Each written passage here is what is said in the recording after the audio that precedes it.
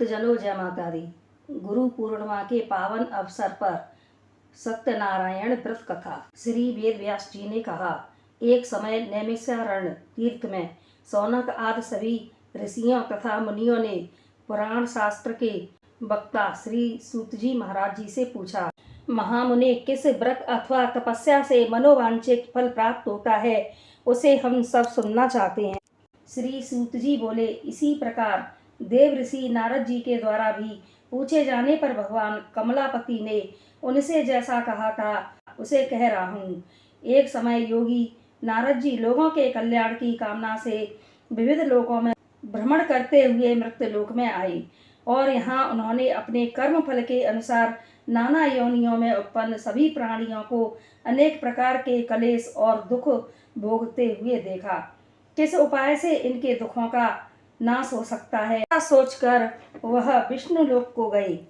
भगवान श्री हरि ने कहा, देव ऋषि, आप किस प्रयोजन से यहाँ आए हैं? आपके मन में क्या है, कहिए, वह सब कुछ मैं आपको बताऊंगा। नारद जी बोले कि भगवान मृत्यु लोक में अपने पाप कर्मों के द्वारा सभी योनियों में उत्पन्न सभी लोग बहुत प्रकार के कलेशों से दुखी हो रहे हैं। हे नाथ, किस छोटे से उपाय से उनके कष्टों का निवारण हो सकेगा, यह मैं सब सुनना चाहता हूँ। तब भगवान श्री हरि ने कहा, हे वत्स, स्वर्ग और मृत्युलोक में दुर्लभ भगवान सत्यनारायण का एक महान पुण्यप्रद व्रत है। आपके स्नेह के कारण इस समय मैं उसे कह रहा हूँ। नारद जी बोले, प्रभु, इस व्रत को करने का फल क्या है, इसका विधान क्या है, इस व्रत को किसने किया, यह मैं सब जानना चाहता हूँ। तो भगवान श्री हरि ने कहा, यह सत्यनारायण का व्रत दुख और शोक आदि का शमन करने वाला, धन धान्य की वृद्धि करने वाला, सौभाग्य और संतान देने वाला तथा सर्वत्र विजय प्रदान करने वाला है। श्री सूत जी ने कहा, हे विप्रो, अब मैं पुनः पूर्व काल में जिसने इस सत्यनारायण व्रत को किया था उसे भली भांति मैं विस्तार पूर्वक कहूँगा। श्री सूत जी बोले, रमणीय काशी नामक नगर में कोई अत्यंत निर्धन ब्राह्मण रहता था। भूख और प्यास से व्याकुल होकर वह प्रतिदिन पृथ्वी पर भटकता रहता था। ब्राह्मण प्रिय भगवान ने उस दुखी ब्राह्मण को देखकर वृद्ध ब्राह्मण का रूप धारण करके उस द्विज से आदर पूर्वक पूछा, हे विप्र, प्रतिदिन अत्यंत दुखी होकर तुम किस लिए पृथ्वी पर भ्रमण करते रहते हो? हे द्विज श्रेष्ठ, यह सब बतलाओ, मैं सुनना चाहता हूँ। ब्राह्मण ने कहा, प्रभु, मैं अत्यंत दरिद्र ब्राह्मण हूँ और भिक्षा के लिए ही पृथ्वी पर घूमा करता हूँ। यदि मेरी इस दरिद्रता को दूर करने का कोई उपाय हो तो बताओ। वृद्ध ब्राह्मण बने भगवान ने कहा, हे ब्राह्मण देव, भगवान सत्यनारायण विष्णु अभीष्ट फल को देने वाले हैं। हे विप्र, तुम उनका उत्तम व्रत एवं पूजन करो, जिसे करने से मनुष्य सभी दुखों से मुक्त हो जाता है। और व्रत के विधान को भी ब्राह्मण से यत्न पूर्वक कहकर वृद्ध ब्राह्मण रूपधारी भगवान सत्यनारायण वहीं पर अंतर्धान हो गए। वृद्ध ब्राह्मण ने जैसा कहा है उस व्रत को अच्छी प्रकार से मैं वैसे ही करूँगा। यह सोचते हुए उस ब्राह्मण को रात में नींद नहीं आई।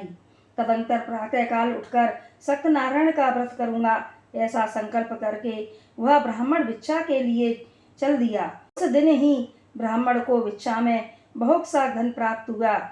उसी धन से उसने बंधु बांधवों के साथ भगवान सत्यनारायण का व्रत किया। इस व्रत के प्रभाव से वह श्रेष्ठ ब्राह्मण सभी दुखों से मुक्त होकर समस्त संपत्तियों से संपन्न हो गया। उस दिन से लेकर प्रत्येक महीने उसने यह व्रत किया।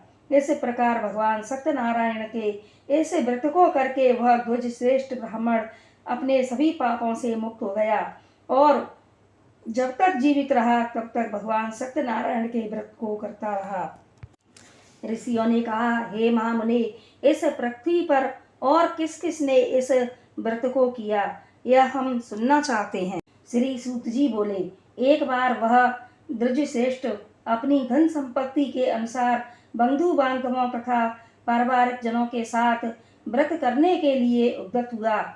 इसी बीच एक लकड़हारा वहां आया और लकड़ी बाहर रखकर उस ब्राह्मण के घर गया। प्यास से व्याकुल वह उस ब्राह्मण को व्रत करता हुआ देखकर प्रणाम करके उससे बोला, प्रभु आप यह क्या कर रहे हैं? इसके करने से किस फल की प्राप्ति होती है? ब्राह्मण ने कहा, यह सत्यनारायण का व्रत है जो सभी मनोरथों को प्रदान करने वाला है। उसी के प्रभाव से मुझे यह सब महान धन धान्य आदि प्राप्त हुआ है। जल पीकर वह प्रसाद ग्रहण करके नगर को चला गया। सत्यनारायण देव के लिए मन से ऐसा सोचने लगा कि आज लकड़ी बेचने से जो धन प्राप्त होगा उसी धन से भगवान सत्यनारायण का यह श्रेष्ठ व्रत करूंगा। इस प्रकार मन में चिंतन करता हुआ वह लकड़ी को मस्तक पर रखकर उस सुंदर नगर में गया जहाँ धन संपन्न लोग रहते थे। उस दिन उसको लकड़ी का दोगुना मूल्य प्राप्त हुआ। श्री सूत जी बोले, प्राचीन काल में उल्कामुख नामक एक राजा था। राजा एक दिन अपनी धर्म पत्नी के साथ भद्रशिला नदी के तट पर श्री सत्यनारायण भगवान का व्रत कर रहा था। उसी समय व्यापार के लिए अनेक प्रकार की पुष्कल धनराशि से संपन्न एक साधु नाम का वैश्य वहां आया। साधु नामक वैश्य ने कहा, राजन आप भक्ति पूर्वक यह क्या कर रहे हैं? राजा बोला, हे साधु, पुत्र आदि की प्राप्ति की कामना से अपने बंधु बांधवों के साथ मैं अतुल तेज संपन्न भगवान विष्णु का व्रत एवं पूजन कर रहा हूँ। राजा की बात सुनकर साधु ने आदर पूर्वक कहा, राजन इस विषय में आप मुझे सब कुछ विस्तार से बतलाइए। आपके कथानुसार मैं यह व्रत एवं पूजन करूंगा। मुझे भी संतति नहीं है, इससे अवश्य ही संतति की प्राप्ति होगी। उसने अपनी भार्या से संतति प्रदान करने वाले इस सत्य व्रत को विस्तार पूर्वक बताया तथा जब मुझे संतान की प्राप्ति होगी तब मैं इस व्रत को करूंगा। इस प्रकार उस साधु ने अपनी भार्या लीलावती से कहा। एक दिन उसकी लीलावती नाम की सती साध्वी भार्या पति के साथ ऋतुकालीन धर्माचरण में प्रवृत्त हुई और भगवान श्री सत्यनारायण की कृपा से उसकी वह भार्या गर्भिणी हुई। 10वें महीने में उसको एक कन्या रत्न की प्राप्ति हुई और वह शुक्ल पक्ष के चंद्रमा की भांति दिन प्रतिदिन बढ़ने लगी। उस कन्या का नाम कलावती रखा गया। लीलावती ने अपने स्वामी से मधुर वाणी में कहा कि आप पूर्व काल में संकल्पित श्री सत्यनारायण के व्रत को करें। साधु बोला, हे प्रिय, इसके विवाह के समय में यह व्रत करूंगा। इस प्रकार अपनी पत्नी को भली भांति आश्वासित कर दिया और वह व्यापार के लिए नगर की ओर चला गया। इधर कन्या कलावती पिता के घर में बढ़ने लगी। कन्या को विवाह के योग्य देखकर कन्या के विवाह के लिए श्रेष्ठ वर का अन्वेषण करो, ऐसा दूत से कहकर शीघ्र ही उसे भेज दिया। उसकी आज्ञा प्राप्त करके दूत कांचन नामक नगर में गया और वहां से एक बड़े पुत्र लेकर आया। उस साधु ने उस बड़े पुत्र को सुंदर और गुणों से संपन्न देखकर जाति के बंधु बांधवों के साथ संतुष्ट होकर के विधि विधान से बड़े पुत्र के हाथ में अपनी कन्या का दान कर दिया। उस समय वह साधु बड़े दुर्भाग्यवश भगवान का वह उत्तम व्रत करना भूल गया। पूर्व संकल्प के अनुसार विवाह के समय में व्रत न करने के कारण भगवान उस पर रुष्ट हो गए। कुछ समय के पश्चात अपने व्यापार कर्म में कुशल वह साधु बड़े को अपने दामाद के साथ व्यापार के लिए समुद्र के समीप स्थित रत्नसारपुर नामक नगर सुंदर नगर में गया और वह अपने श्री संपन्न दामाद के साथ वहां व्यापार करने लगा। तदंतर वे दोनों राजा चंद्र केतु के रमणीय नगर में गए। उसी समय भगवान श्री सत्यनारायण ने उसे भ्रष्ट प्रतिज्ञ देखकर इसे दारुण कठिन और महान दुख प्राप्त होगा यह श्राप दे दिया। एक दिन एक चोर राजा चंद्र केतु के धन को चुराकर वहीं आया जहां दोनों बड़े स्थित थे। वह अपने पीछे दौड़ते हुए दूतों को देखकर भयभीत चित्त से धन वहीं पर छोड़कर शीघ्र ही छिप गया। इसके बाद राजा के दूत वहां आ गए जहां पर वह साधु बड़क था। वह राजा के धन को देखकर दूत ने उन दोनों बड़े पुत्रों को बांधकर ले आए और हर्षपूर्वक दौड़ते हुए राजा से बोले, प्रभु हम दोनों चोरों को पकड़ कर लाए हैं, इन्हें देखकर आप आज्ञा दें। राजा की आज्ञा से दोनों शीघ्र ही दृढ़तापूर्वक बांधकर बिना विचार किए महान कारागार में डाल दिए गए।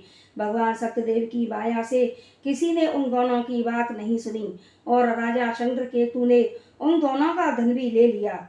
भगवान के शाप से बड़क के घर में उसकी भार्या भी अत्यंत दुखित रहने लगी और उनके घर में सारा का सारा जो धन था वह चोरों ने चुरा लिया। वह लीलावती शारीरिक तथा मानसिक पीड़ाओं से युक्त, भूख और प्यास से दुखी हो अन्न की चिंता से दर दर भटकने लगी। कलावती कन्या भी भोजन के लिए इधर उधर प्रतिदिन घूमने लगी। एक दिन क्षुधा से पीड़ित हो वह कलावती एक ब्राह्मण के घर गई, जहाँ जाकर उसने श्री सत्यनारायण के व्रत को देखा। वहां बैठकर उसने कथा सुनी और वरदान मांगा। तदंतर प्रसाद ग्रहण करके वह कुछ रात होने पर घर लौटी। माता लीलावती ने कलावती कन्या से प्रेम पूर्वक पूछा, पुत्री, रात में तू कहाँ रुक गई थी? तुम्हारे मन में क्या है? कलावती कन्या ने तुरंत माता से कहा, माँ, मैंने एक ब्राह्मण के घर में मनोरथ प्रदान करने वाला भगवान श्री सत्यनारायण का व्रत देखा है। कन्या की उस बात को सुनकर वह बड़क की भार्या व्रत करने को उद्यत हुई और प्रसन्न मन से उस साध्वी ने बंधु बांधवों के साथ भगवान श्री सत्यनारायण का व्रत किया। इसी प्रकार प्रार्थना की, भगवान आप हमारे पति एवं जामाता के अपराध को क्षमा करें, वे दोनों अपने घर शीघ्र आ जाएं। इस व्रत से भगवान सत्यनारायण पुनः संतुष्ट हो गए तथा उन्होंने नृपश्रेष्ठ चंद्रकेतु को स्वप्न दिखाया और स्वप्न में कहा, हे नृपश्रेष्ठ, प्रातः काल होने पर दोनों बड़े पुत्रों को छोड़ देना और वह सारा धन भी दे देना जो तुमने उनसे इस समय ले लिया है, अन्यथा राज्य, धन एवं पुत्र सहित तुम्हारा सर्वनाश कर दूंगा। राजा से स्वप्न में ऐसा कहकर भगवान सत्यनारायण अंतर्धान हो गए। स्वप्न की बात को ध्यान में रखकर राजा ने उन दोनों बड़े पुत्रों को बंदी गृह से मुक्त करवाया। राजा ने दोनों बड़े पुत्रों को देखकर कहा कि आप लोगों को प्रारब्धवश यह महान दुख प्राप्त हुआ है, अब इस समय कोई भी भय नहीं है। राजा ने वस्त्र अलंकार देकर उन दोनों बड़े पुत्रों को संतुष्ट किया। पहले जो धन ले लिया था उसे दूना करके दिया। तदंतर राजा ने पुनः उनसे कहा, साधु, अब आप अपने घर को जाएं। राजा को प्रणाम करके, आपकी कृपा से हम जा रहे हैं, ऐसा कहकर उन दोनों महावैश्यों ने अपने घर की ओर प्रस्थान किया। श्री सूत जी बोले, साधु के कुछ दूर जाने पर भगवान सत्यनारायण उसकी शक्ति की परीक्षा लेने के लिए, साधो, तुम्हारी नाम में क्या भरा है? तब धन के मद में चूर दोनों महाजनों ने अवहेलना पूर्वक हंसते हुए कहा, दंडन, तुम क्यों पूछ रही हो? क्या कुछ द्रव्य लेने की इच्छा है? हमारी नाव में तो लता और पता आदि भरे हुए हैं। ऐसी निष्ठुर वाणी सुनकर तुम्हारी बात सच हो जाए, ऐसा कहकर दंडी सन्यासियों का रूप धारण किए हुए भगवान सत्यदेव ने कुछ दूर जाकर समुद्र के समीप बैठ गई। डंडी के चले जाने पर जल में ऊपर की ओर उठी हुई नौका को देखकर साधु बड़क अत्यंत आश्चर्य में पड़ गया और नाव में लता और पत्ते आदि को देखकर मूर्छित हो पृथ्वी पर गिर पड़ा। सचेत होने पर बड़े पुत्र चिंतित हो गया। तब उसने अपने दामाद से इस प्रकार कहा, आप शोक क्यों करते हो? दंडी ने साथ दे दिया है, इस स्थिति में वे ही चाहे तो ऐसा कहकर वह साधु नामक वैश्य डंडी को बार बार प्रणाम करने लगा। डंडी ने उसे रोता हुआ देखकर कहा, हे मूर्ख, रो मत, मेरी बात सुनो। मेरी पूजा से उदासीन होने के कारण तथा मेरी आज्ञा से ही तुमने बारंबार दुख प्राप्त किया है। साधु ने कहा, हे प्रभु, यह आश्चर्य की बात है कि आपकी माया से मोहित होने के कारण ब्रह्मा आदि देवता भी आपके गुणों और रूप को यथावत रूप से नहीं जान पाते। फिर मैं मूर्ख आपकी माया से मोहित होने के कारण कैसे जान सकता हूँ? आप प्रसन्न हो, अपनी संपत्ति के अनुसार मैं आपकी पूजा करूँगा। मैं आपकी शरण में आया हूँ। मेरी जो नौका में स्थित पुराना धन था तथा उसकी मेरी रक्षा करें। उस बड़क की भक्ति युक्त वाणी सुनकर भगवान जनार्दन संतुष्ट हो गए। भगवान श्री सत्यनारायण की कृपा से वह आनंद से परिपूर्ण हो गया और नाव को प्रयत्न पूर्वक संभाल कर उसने अपने देश के लिए प्रस्थान किया। साधु बड़क ने अपने दामाद से कहा, वह देखो, मेरी रत्नपुरी नगरी दिखाई दे रही है। इसके बाद उसने अपने धन के रक्षक दूत को अपने आगमन का समाचार देने के लिए अपनी नगरी में भेज दिया। तक उस दूत ने नगर में जाकर साधु की भार्या को देखकर हाथ जोड़कर प्रणाम किया और कहा, सेठ जी अपने दामा तथा बंधु वर्गों के साथ बहुत सारे धन धान्य से संपन्न होकर नगर के निकट पधार गए हैं। दूत के मुख से यह बात सुनकर वह महान आनंद से विह्वल हो गई और उस साध्वी ने श्री सत्यनारायण की पूजा करके अपनी पुत्री से कहा कि मैं अपने पति के दर्शन को जा रही हूँ, तुम शीघ्र आओ। माता का ऐसा वचन सुनकर व्रत को समाप्त करके प्रसाद का परित्याग करके वह कलावती भी अपने पति का दर्शन करने के लिए चल पड़ी। इससे भगवान सत्यनारायण रुष्ट हो गए और उन्होंने उसके पति को तथा नौका को धन के साथ हरण करके जल में डुबो दिया। इसके बाद कलावती कन्या अपने पति को न देखकर महान शोक से रुदन करती हुई पृथ्वी पर गिर पड़ी। कन्या को अत्यंत दुखी देख भयभीत मन से साधु बड़िक ने सोचा, यह क्या आश्चर्य हो गया। तदंतर वह लीलावती भी कन्या को देखकर विह्वल हो गई और अत्यंत दुख से विलाप करती हुई अपने पति से इस प्रकार बोली, अभी अभी नौका के साथ वह दामाद कैसे अलक्षित हो गया। न जाने किस देवता की उपेक्षा से वह नौका हरण कर ली गई है, अथवा श्री सत्यनारायण महात्म्य को कौन जान सकता है। कलावती कन्या को गोद में लेकर रोने लगी।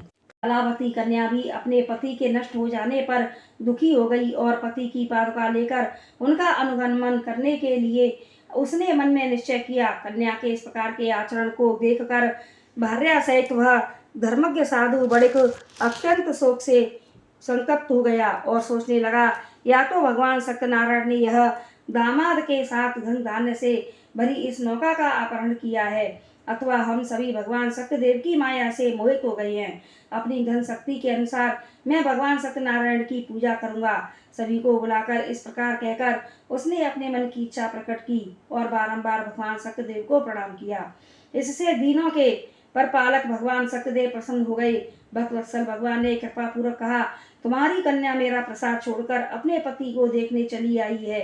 निश्चय ही इसी कारण उसका पति अदृश्य हो गया है।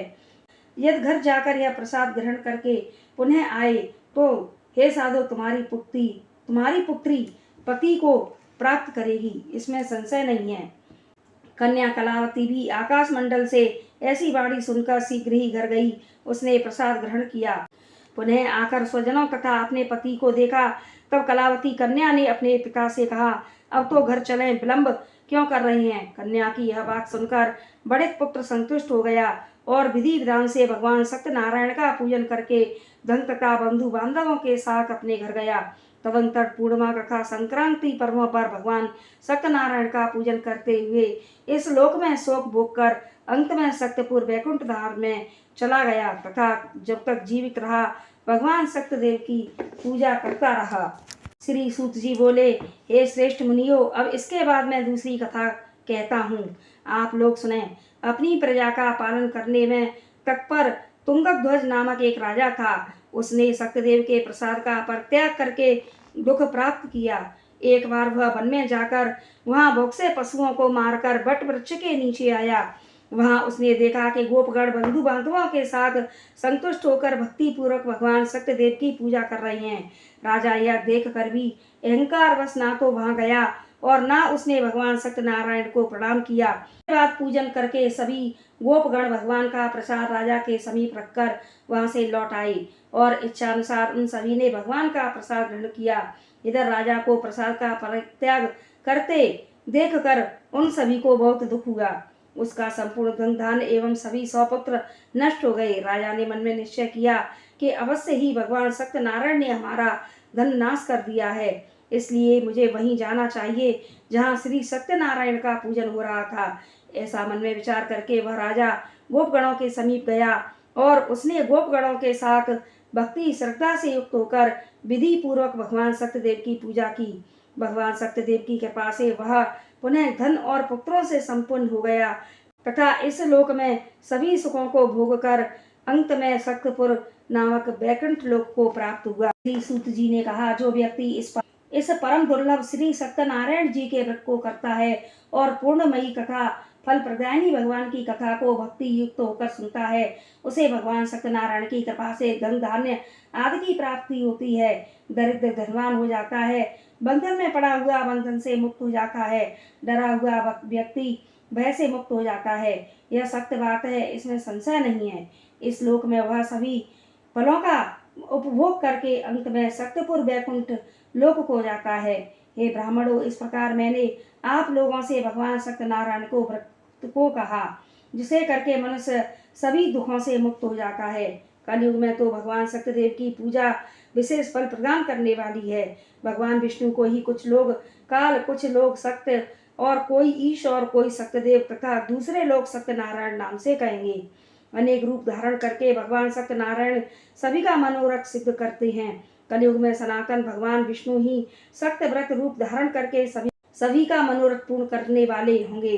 हे द्विज श्रेष्ठ मुनियों, जो व्यक्ति नित्य भगवान सत्यनारायण की इस व्रत कथा को पढ़ता है, सुनता है और भगवान सत्यनारायण की कृपा से उसके सभी पाप नष्ट हो जाते हैं। हे मुनीश्वरों, पूर्व काल में जिन लोगों ने भगवान सत्यनारायण का व्रत किया था, उनके अगले जन्म का वृतांत कहता हूँ, सुने। महान प्रज्ञा संपन्न सतानंद नाम के ब्राह्मण सत्यनारायण का व्रत करने के प्रभाव से दूसरे जन्म में सुदामा नामक ब्राह्मण हुए और उस जन्म में भगवान श्री कृष्ण का ध्यान करके उन्होंने मोक्ष प्राप्त किया। लकड़हारा भिल्ल भूओं का राजा हुआ और अगले जन्म में उसने भगवान श्री राम की सेवा करके मोक्ष प्राप्त किया। महाराजा उल्का मुख दूसरे जन्म में राजा दशरथ हुए, जिन्होंने श्री रंगनाथ जी की पूजा करके अंत में वैकुंठ धाम प्राप्त किया। इसी प्रकार धार्मिक और सत्यव्रती साधु पिछले जन्म के सत्यव्रत के प्रभाव से दूसरे जन्म में मोरध्वज नाम के राजा हुए। उसने आरे से चीरकर अपने पुत्र की आदि देह भगवान विष्णु को अर्पित कर मोक्ष प्रदान किया। महाराज तुंगध्वज जन्म जन्मांतर में स्वयं बहु मुनु और भगवत संबंधी संपूर्ण कार्यों का अनुष्ठान करके वैकुंठ लोक को प्राप्त हुए। जो गोप गण थे वे सब जन्म जन्मांतर में ब्रजमंडल में निवास करने वाले गोप हुए और सभी राक्षसों का संहार करके उन्होंने भी भगवान का शाश्वत धाम गोलोक प्राप्त किया। बोलो भगवान सत्यनारायण भगवान की जय। बोलो भगवान सत्यदेव की जय। तो भक्तजनों, हमारे यह सत्यनारायण व्रत की कथा कहानी आप सभी को पसंद आई हो तो आप हमारे चैनल को लाइक, शेयर और सब्सक्राइब करें। जय माता दी।